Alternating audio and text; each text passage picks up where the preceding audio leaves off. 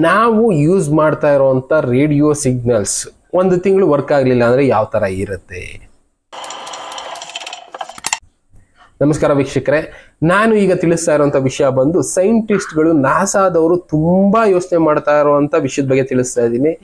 ಪ್ರಳಯ ಅದೆಲ್ಲ ಬಿಟ್ಬಿಡಿ, ನೀವು ಪ್ರಕೃತಿನಲ್ಲಿ ಆಗ್ತಾ ಇರೋ ಬದಲಾವಣೆಯಿಂದ ಮನುಷ್ಯನ ಮೇಲೆ ಯಾವ ರೀತಿ ಇಂಪ್ಯಾಕ್ಟ್ ಆಗುತ್ತೆ ಅನ್ನೋದನ್ನ ನಾಸಾನವರು ಯೋಚನೆ ಮಾಡ್ತಾ ಇದ್ದಾರೆ. ಜಿಯೋಮೆಟ್ರಿಕ್ ಸ್ಟ್ರೋಮ್ ಅನ್ನೋದು ಒಂದು ಬರ್ತಾ ಇದೆ. ಈ ಸ್ಟೋರ್ಮ್ ಇಂದ ಏನಾಗುತ್ತೆ, ಸೂರ್ಯನಿಂದ ಬರ್ತಾ ಇರೋಂಥ ಈ ಸ್ಟೋರ್ಮು ಏನ್ ಇಂಪ್ಯಾಕ್ಟ್ ಮಾಡುತ್ತೆ ಅನ್ನೋದನ್ನ ಕೂಡ ತಿಳ್ಕೊಬೇಕು. ಕಾರಣ ಇಷ್ಟೇ, ನಾವೀಗ ನೆಟ್ವರ್ಕ್ ಯೂಸ್ ಮಾಡ್ತಾ ಇದೀವಿ, ಮೊಬೈಲ್ ಯೂಸ್ ಮಾಡ್ತಾ ಇದೀವಿ, ಇನ್ನ ಬೇರೆ ಬೇರೆ ಡಿಜಿಟಲ್ ಟೆಕ್ನಾಲಜಿ ಯುಗದಲ್ಲಿ ಬದುಕ್ತಾ ಇರೋದ್ರಿಂದ ಕಂಪ್ಲೀಟ್ ಆಗಿ ಮನುಷ್ಯ ಅನ್ನೋದು ಡಿಜಿಟಲೈಸೇಷನ್ ಆಗ್ತಾ ಇದ್ದಾನೆ. ಇದರಿಂದ ತುಂಬಾ ಅನಾಹುತಗಳು ಜಾಸ್ತಿ ಆಗುತ್ತೆ ಅಂತ ಸೈಂಟಿಸ್ಟ್ಗಳು ನಾಸಾನವರು ಯೋಚನೆ ಮಾಡ್ತಾ ಇದ್ದಾರೆ. ಕಾರಣ ಇಷ್ಟೇ, ಸೋಲಾರ್ ಸ್ಟೋಮ್ ಇಂದ ಸ್ಪೇಸ್ ಅಲ್ಲಿ ನಮಗೆ ಸ್ಯಾಟಲೈಟ್ಸ್ ಗಳು ರನ್ ಆಗ್ತಾ ಇದೆ. ಆ ಸ್ಯಾಟಲೈಟ್ಸ್ ಗಳು ವರ್ಕಿಂಗ್ ಅನ್ನ ನಿಲ್ಲಿಸ್ಬಿಡುವಂತ ಚಾನ್ಸಸ್ ಇದೆ ಅನ್ನೋದು ಸೈಂಟಿಸ್ಟ್ಗಳ ವಾದ. ಕಾರಣ ಇಷ್ಟೇ, ಆ ಸೂರ್ಯನಿಂದ ಬರ್ತಾ ಇದೆಯಲ್ಲ ಈ ಸ್ಟೋಮು ಆ ಸ್ಯಾಟಲೈಟ್ಸ್ ಗಳನ್ನ ಡ್ಯಾಮೇಜ್ ಮಾಡುವಂತ ಚಾನ್ಸಸ್ ಇರುತ್ತೆ. ನಾರ್ಮಲ್ ಆಗಿ 11 years ಒಂದ್ಸಲ ಈ ತರ ಆಗ್ತಾ ಇರುತ್ತೆ. ಬಟ್ ಆದ್ರೆ ಈ ಸಲ ಆಗ್ತಾ ಇರುವಂತದ್ದು ಸೂರ್ಯನಲ್ಲಿ ತುಂಬಾ ದೊಡ್ಡ ಮಟ್ಟದ ಬದಲಾವಣೆ. ಈ ಬದಲಾವಣೆಯಿಂದ ಸೂರ್ಯನಲ್ಲೇ ಪೋಲ್ಗಳು ಶಿಫ್ಟ್ ಆಗ್ತಾ ಇದ್ದಾವೆ. ಈ ಸ್ಟೋಮು ನಮ್ಮ ಸ್ಯಾಟಲೈಟ್ಗಳನ್ನ ಡ್ಯಾಮೇಜ್ ಮಾಡೋ ಚಾನ್ಸಸ್ ತುಂಬಾನೇ ಇದೆ. ಡ್ಯಾಮೇಜ್ ಆದ್ರೆ ನಮಗೆ ಮೊಬೈಲ್ಗಳು ವರ್ಕ್ ಆಗೋದಿಲ್ಲ. ಅಂಗಡಿಗಳಿಗೆ ಹೋಗಿ ನಾವು ಶಾಪಿಂಗ್ ಮಾಡಿ ಫೋನ್ ಪೇ, ಗೂಗಲ್ ಪೇ, ಬೇರೆ ಬೇರೆ ಏನೇನೋ ಮಾಡ್ತಾ ಇರ್ತೀವಲ್ಲ, ಯಾವುದು ವರ್ಕ್ ಆಗೋದಿಲ್ಲ. ಬೇಡ ದುಡ್ಡು ಡ್ರಾ ಮಾಡೋಣ ಅಂತ ಬ್ಯಾಂಕ್ಗೆ ಹೋದ್ರೆ ಬ್ಯಾಂಕ್ಗಳಲ್ಲಿ ದುಡ್ಡು ಡ್ರಾ ಮಾಡೋದಕ್ಕೆ ಆಗೋದಿಲ್ಲ. ಅಂತ ಟೈಮು ಬರುತ್ತೆ. ಜನ ಆಹಾರಕ್ಕೆ ಅಂಗಡಿಗಳಿಗೆ ನುಗ್ಗಿ ಕದ್ಕೊಂಡು ಬಂದು ತಿನ್ನುವಂತ ಪರಿಸ್ಥಿತಿ ಬರುತ್ತೆ ಅಂತ ಹೇಳಿದಾರಲ್ಲ, ಅಂಥದ್ದು ಈ ಸೂರ್ಯ ಸುನಾಮಿ ಸೋಲಾರ್ ಸ್ಟೋಮ್ ಇಂದ ಆಗುತ್ತೆ. ಈಗಾಗಲೇ ಇಂಪ್ಯಾಕ್ಟ್ ಅನ್ನೋದು ಕೆಲವೊಂದು ಕಡೆ ಶುರು ಆಗಿದೆ. ಅಮೆರಿಕಾದಲ್ಲಿ ರೀಸೆಂಟ್ ಆಗಿ ಒಂದು ಕಡೆ ಆಗಿದ್ರ ಬಗ್ಗೆನೂ ನಾನು ನಿಮಗೆ ತಿಳಿಸಿದ್ದೆ. ಒಂದು ದಿನ ಪೂರ್ತಿ ಅವ್ರಿಗೆ ನೆಟ್ವರ್ಕ್ ಅನ್ನೋದು ವರ್ಕ್ ಆಗಿಲ್ಲ ಅಂದ್ರೆ ಏನೇನು ಪ್ರಾಬ್ಲಮ್ ಆಗಿತ್ತು ಅನ್ನೋದನ್ನ. ನಾವೀಗ ಮೊಬೈಲ್ ಮೇಲೆ ತುಂಬಾ ಡಿಪೆಂಡ್ ಆಗ್ಬಿಟ್ಟಿದೀವಿ. ಮೊಬೈಲ್ ಇಲ್ಲ ಅಂದ್ರೆ ನಮ್ಮ ಬದುಕು ಇಲ್ಲ ಅನ್ನೋ ರೀತಿ ಆಗೋಗಿದೆ. ನೆಟ್ವರ್ಕ್ ವರ್ಕ್ ಆಗೋದಿಲ್ಲ, ದುಡ್ಡು ಕೊಟ್ಟು ಏನನ್ನು ಬೈ ಮಾಡೋದಕ್ಕಾಗೋದಿಲ್ಲ, ಪೆಟ್ರೋಲ್ ಇರೋದಿಲ್ಲ, ಎಲೆಕ್ಟ್ರಿಕಲ್ ಕರೆಂಟ್ ಅನ್ನೋದು ವರ್ಕ್ ಆಗೋದಿಲ್ಲ. ಕಾರಣ ಅಲ್ಲೂ ಕೂಡ ಟೆಕ್ನಾಲಜಿನ ಬಳಸ್ಕೊಂಡಿರೋದ್ರಿಂದ ಟೆಕ್ನಾಲಜಿ ಇಲ್ಲದೆ ಕರೆಂಟ್ ನ ಪ್ರೊಡ್ಯೂಸ್ ಮಾಡೋದಕ್ಕಾಗೋದಿಲ್ಲ. ಅಂತ ಟೈಮ್ನಲ್ಲಿ ಕರೆಂಟ್ ಅನ್ನೋದಿರಲ್ಲ. ಕರೆಂಟ್ ಇಲ್ಲ ಅಂದ್ರೆ ನೀರಿನ ವ್ಯವಸ್ಥೆ ಏನಾಗುತ್ತೆ, ಕಂಪ್ಲೀಟ್ ಆಗಿ ಅಧ್ವಾನ ಬಾಳು ಅಂತಾರಲ್ಲ ಆ ರೀತಿ ಆಗೋಗುತ್ತೆ. ಅದ್ರ ಬಗ್ಗೆನೆ ಸೈಂಟಿಸ್ಟ್ಗಳು ಎಚ್ಚರಿಸುವಂತ ಕೆಲಸ ಮಾಡ್ತಾ ಇದ್ದಾರೆ. ಇಲ್ಲಿ ಎದುರಿಸೋ ಕೆಲಸ ಮಾಡ್ತಾ ಇಲ್ಲ, ಸೈಂಟಿಸ್ಟ್ಗಳು ಎಚ್ಚರಿಸ್ತಾ ಇದ್ದಾರೆ. ಕಾರಣ ಇಷ್ಟೇ, ದುಡ್ಡಿದ್ರೆ ಒಂದ್ ಸ್ವಲ್ಪ ಎಲ್ಲೋ ಒಂದ್ ಕಡೆ ಹೋಗಿ ಸಾಮಾನ್ ತಗೊಂಡ್ ಬಂದು ಆಗೋ ಈಗೋ ಬದುಕೊಂಡು ಜೀವನ ನಡೆಸ್ಬಿಡ್ಬೋದು.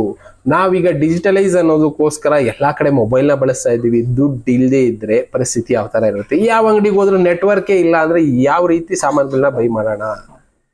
ಎಲ್ಲದಕ್ಕೂ ಜನ ಕಳ್ತನ, ದಂಗೆ ಅನ್ನೋದು ಜಾಸ್ತಿ ಆಗ್ತಾ ಹೋಗುತ್ತೆ. ಗೌರ್ಮೆಂಟ್ ಅದನ್ನೆಲ್ಲ ಕಂಟ್ರೋಲ್ ಮಾಡಬೇಕು ಅಂದ್ರೆ ಜನರನ್ನ ಸಾಯಿಸ್ಲೇಬೇಕಾದಂತ ಪರಿಸ್ಥಿತಿಗಳು ಕೂಡ ಬರಬಹುದು. ಅಂತ ಟೈಮು ಬರ್ಬೋದೇನೋ ಕಾಲಜ್ಞಾನಿಗಳು ತಿಳಿಸಿದ್ರು. ಈಗ ಇದರಿಂದ ನಮ್ಗೆ ನಿಜ ಅಂತ ಅನಿಸ್ಬಿಡುತ್ತೆ. ಕಾರಣ ಇಷ್ಟೇ, ನಾನು ಹೇಳದ್ನಲ್ಲ, ನಾವು ನೆಟ್ವರ್ಕ್ ಮೇಲೆ ಅಷ್ಟೊಂದು ಡಿಪೆಂಡ್ ಆಗಿದ್ದೀವಿ. ಮೊಬೈಲ್ ಇಲ್ಲ ಅಂದ್ರೇನೆ ಎಷ್ಟೋ ಜನ ಹುಚ್ಚರಾಗಿ ಸತ್ತೋಗೋ ಟೈಮ್ ಬಂದ್ಬಿಡುತ್ತೇನೋ, ಅಷ್ಟೊಂದು ಡಿಪೆಂಡ್ ಆಗ್ಬಿಟ್ಟಿದೀವಿ ಮೊಬೈಲ್ ಮೇಲೆ. ನಾನು ಮೊದಲೇ ಹೇಳಿದೆ, ಸ್ಯಾಟಲೈಟ್ಗಳು ಡ್ಯಾಮೇಜ್ ಆಗುತ್ತೆ. ಸ್ಯಾಟಲೈಟ್ ಡ್ಯಾಮೇಜ್ ಆದ್ರೆ ಟಿವಿ ಇಲ್ಲ, ನೆಟ್ವರ್ಕ್ ಇಲ್ಲ, GPS ಇಲ್ಲ, ಯಾವ ರಸ್ತೆಗೆ ಹೋಗ್ಬೇಕು ಅಂತ ಗೊತ್ತಾಗಲ್ಲ. ಅಟ್ಲೀಸ್ಟ್ ಎಲ್ಲೋ ಒಂದ್ ಕಡೆ ಊರುಗಳ ಕಡೆ ಹೋಗ್ಬಿಟ್ಟು ಏನೋ ಬೆಳ್ಕೊಂಡು ತಿನ್ಕೊಂಡ್ಬಿಡೋಣಪ್ಪ ಅನ್ನೋದಕ್ಕೂ ನಮ್ಮ ಹತ್ರ ಕಾಸಿರಲ್ಲ ಹೋಗೋದಕ್ಕೆ, ಗಾಡಿಲಿ ಪೆಟ್ರೋಲ್ ಇರಲ್ಲ, ಅಲ್ಲಿ ಯಾವ ರೀತಿ ಹೋಗ್ಬೇಕು ಅನ್ನೋ ದಾರಿಗಳಿರಲ್ಲ. ಹೋಗಿದ ತಕ್ಷಣ ಬೆಳ್ಕೊಂಡು ತಿನ್ನೋದಕ್ಕೆ ಅಲ್ಲಿ ಜಮೀನಲ್ಲಿ ನೀರು ಹೊಡ್ಕೊಳ್ಳೋದಕ್ಕೆ ಕರೆಂಟ್ ಇರಲ್ಲ. ಎಲ್ಲದಕ್ಕೂ ವ್ಯವಸ್ಥೆಗಳನ್ನ ಮಾಡ್ಕೋಬೇಕಾಗುತ್ತೆ. ಇದು ನಾಳೆ ಆಗುತ್ತೋ ಇಲ್ಲ ಇನ್ನು 10 ವರ್ಷ ಬಿಟ್ಟಾಗುತ್ತೋ ಇಲ್ಲ 2044 ಆಗುತ್ತೋ ಕಾಯ್ಬೇಕು. ಬಟ್ ಆದ್ರೆ ಸೋಲಾರ್ ಸ್ಟೋಮ್ ಇಂದ ಕೆಲವಷ್ಟು ಭೂಭಾಗಗಳಿಗೆ ಇಂಪ್ಯಾಕ್ಟ್ ಆಗೇ ಆಗುತ್ತೆ. ಇದನ್ನ ನಾನು ಹೇಳ್ತಾ ಇಲ್ಲ, ನಾಸಾನವ್ರು ಹೇಳ್ತಾ ಇರೋದು. ಎಚ್ಚರ ಇರಲಿ, ನಿಮ್ಮ ಬದುಕು ನಿಮ್ಮ ಕೈಯಲ್ಲಿ ಅಂತಾನೆ ನಾಸಾನವ್ರು ಹೇಳಿರೋದು. ಕೈಯಲ್ಲಿ ದುಡ್ಡು ಇಟ್ಕೊಳ್ಳಿ, ಸ್ವಲ್ಪ ಆಹಾರ ಧಾನ್ಯಗಳ ಸ್ಟಾಕೇಜ್ ಅನ್ನೋದನ್ನ ಮಾಡ್ಕೊಳ್ಳಿ.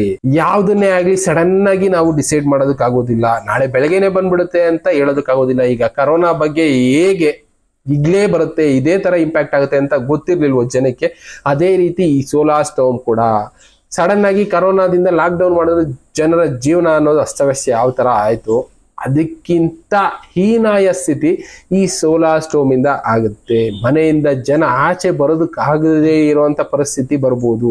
ಅದು ಎಲ್ಲಾ ಕಡೆ ಆಗುತ್ತೆ ಅಂತ ಅಲ್ಲ, ಕೆಲವಷ್ಟು ಭೂಭಾಗದಲ್ಲಿ ಆಗುತ್ತೆ. ಎಲ್ಲಾಗುತ್ತೆ, ಯಾವಾಗ ಆಗುತ್ತೆ ಅಂತ ಕೆಲವಷ್ಟು ಪ್ರಶ್ನೆಗಳು ನಮ್ಮಲ್ಲಿ ಬರ್ಬೋದು. ಬಟ್ ಆದ್ರೆ ಇದಕ್ಕೆ ಉತ್ತರ ಸೈಂಟಿಸ್ಟ್ಗಳ ಹತ್ರನೂ ಇಲ್ಲ. ಒಂದು ಅಂದಾಜು ಲೆಕ್ಕಾಚಾರದಲ್ಲಿ ಆಗುತ್ತೆ ಅಂತ ಹೇಳ್ತಾ ಇದ್ದಾರೆ. ಯಾವಾಗ? ಜೂನ್ ಜುಲೈ ಈ ಟೈಮ್ನಲ್ಲಿ ಅಂದಾಜು ಲೆಕ್ಕಾಚಾರದಲ್ಲಿ ಆಗುತ್ತೆ ಅಂತ ಹೇಳ್ತಾರೆ. ಯಾವ ಡೇಟ್ ಎಕ್ಸಾಕ್ಟ್ ಆಗಿ ಅವ್ರಿಗೂ ಗೊತ್ತಿಲ್ಲ. ಯಾವ ಭೂಭಾಗಕ್ಕೂ ಆಗುತ್ತೆ ಅದು ಗೊತ್ತಿಲ್ಲದೆ ಇರೋ ವಿಷಯ. ಅದು ಭೂಮಿ ತಿರುಗ್ತಾ ಇರುವಾಗ ಅಲ್ಲಿಂದ ಬರ್ತಾ ಇರುವಂತ ಸೋಲಾರ್ ಸ್ಟೋಮ್ಗಳ ಸ್ಪೀಡ್ ಮೇಲೆ ಡಿಪೆಂಡ್ ಆಗಿರುತ್ತೆ. ಅದನ್ನ ಎಕ್ಸಾಕ್ಟ್ ಆಗಿ ಯಾರು ಹೇಳೋದಕ್ಕಾಗೋದಿಲ್ಲ. ಇದ್ರ ಬಗ್ಗೆ ಜಾಸ್ತಿ ತಲೆ ಕೆಡಿಸ್ಕೊಳ್ಳೋದಕ್ಕಾಗೋದಿಲ್ಲ. ಆದ್ರೂ ಸೈಂಟಿಸ್ಟ್ಗಳು ಹೇಳೋದಿಷ್ಟೇ, ನಿಮ್ಮ ಆಹಾರ ದೈನಂದಿನ ಬದುಕು ನಡೆಸೋದಕ್ಕೆ, ದಿನನಿತ್ಯದ ಬದುಕು ನಡೆಸೋದಕ್ಕೆ ಏನು ಬೇಕು ಆ ದುಡ್ಡಿನ ವ್ಯವಸ್ಥೆ ಅಟ್ಲೀಸ್ಟ್ ಒಂದು 10 days 15 days ಏನು ಬೇಕು ಆಹಾರಗಳನ್ನ ಶೇಖರಣೆ ಮಾಡಿ ಇಟ್ಕೊಂಡಿದ್ರೆ ಬದುಕಬಹುದು ಜನ. ಈ ರೀತಿ ವ್ಯವಸ್ಥೆಗಳ ಬಗ್ಗೆ ಯೋಚನೆ ಮಾಡಿ. ಸಡನ್ ಆಗಿ ಸ್ಯಾಟಲೈಟ್ ವರ್ಕ್ ಆಗಿಲ್ಲ ಅಂದ್ರೆ ನಮ್ಮ ಜೀವನ ಅಸ್ತವ್ಯಸ್ತ ಆಗೋದು ಬೇಡ ಅನ್ನೋದು ಇವರು ಎಚ್ಚರಿಕೆ ವಹಿಸಿ ಅಂತ ಹೇಳ್ತಾ ಇದ್ದಾರೆ. ಎದುರಿಸ್ತಾ ಇಲ್ಲ, ಎಚ್ಚರಿಕೆ ಗಂಟೆ ಇದು. ಇನ್ನು ಉಳಿದಿದ್ದು ಯೋಚನೆ ಮಾಡೋದು ಬಿಡೋದು ನಿಮಗ್ ಬಿಟ್ಟಿದ್ದು. ಇದು ನಮ್ಮ ಪ್ರಕೃತಿನಲ್ಲಿ ಆಗ್ತಾ ಇರುವಂತ ಬದಲಾವಣೆ ಮಾತ್ರ ನಾನು ತಿಳಿಸ್ತಾ ಇದ್ದೀನಿ. ಇನ್ನ ಈ ತರ ಎಷ್ಟೋ ಬದಲಾವಣೆಗಳಾಗ್ತಾ ಇರುತ್ತೆ. ಅದರಿಂದ ಕೆಲವಷ್ಟು ಜನಕ್ಕೆ ಇಂಪ್ಯಾಕ್ಟ್ ಆಗ್ತಾ ಇರುತ್ತೆ. ಅರ್ಥ ಮಾಡ್ಕೊಳ್ಳೋರು ಅದರಲ್ಲಿ ದಾರಿಗಳನ್ನ ಹುಡುಕೊಳ್ಳೋ ಕೆಲಸ ಮಾಡ್ಕೊಳ್ಳಿ ಅನ್ನೋದಕ್ಕೋಸ್ಕರ ಅಷ್ಟೇ ನಾವು ಮಾಡ್ತಾ ಇರುವಂತ ಕೆಲಸ. ಇನ್ನು ಉಳಿದಿದ್ದು ನಿಮಗ್ ಬಿಟ್ಟಿದ್ದು. Thank you. ಮತ್ತೆ ಸಿಗೋಣ. Good by.